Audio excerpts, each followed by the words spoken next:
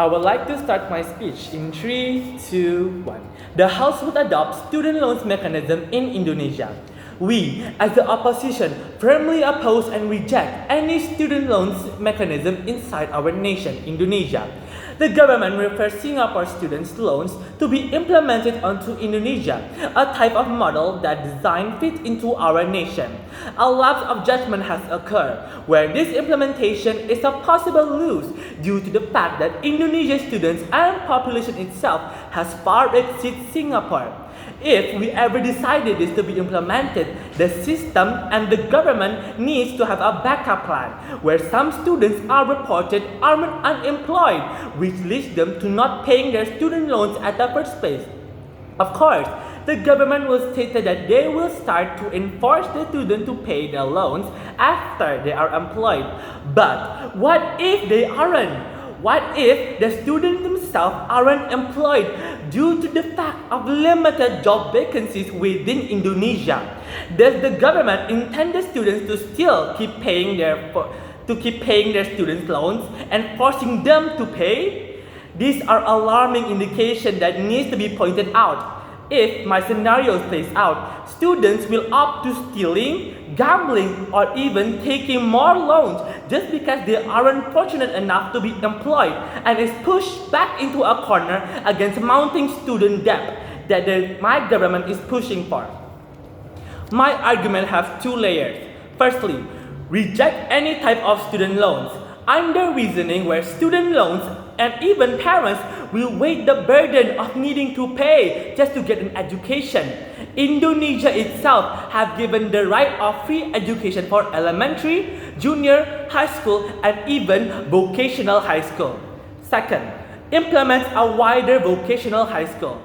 If we are pushed for implementation because this could be an alternative for students if they are limited to get into a higher educational study.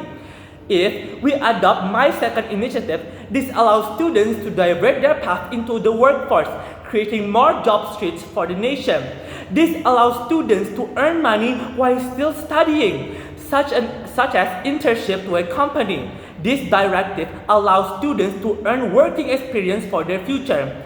After finishing their internship, they are far more qualified to earn a job inside our nation of Indonesia. The government itself has acknowledged that this concern, where they stated tuition fees are very expensive and immediate, families need an immediate income. This is a major concern that burdens students, creating early mental stress and depression. This major financial burden will push ill and stressed out students to break the law just to pay off their student loans debt that's ever increasing because of their family expenses. Because the government team has mentioned most of the students are from middle classes. In addition, the government has stated that after university, they will get a more promising job of a higher quality. They have with a higher wages. In matter of fact, they still need to survive to live a comfortable as a breadwinner to support their family, like for the primary essentials such as food, health, living places, and even their own siblings' education. Not to mention, the government also has pointed out that middle-class families are surviving just enough within those wages. What makes it more clear? From every social aspect, if we cannot afford something, then don't take a loan. As we know, Indonesia's job vacancy is already limited. The most important thing that the government has failed to point out are that the job can relieve the middle-class family. They themselves can cover a high educational expenses if there are a wider range of income.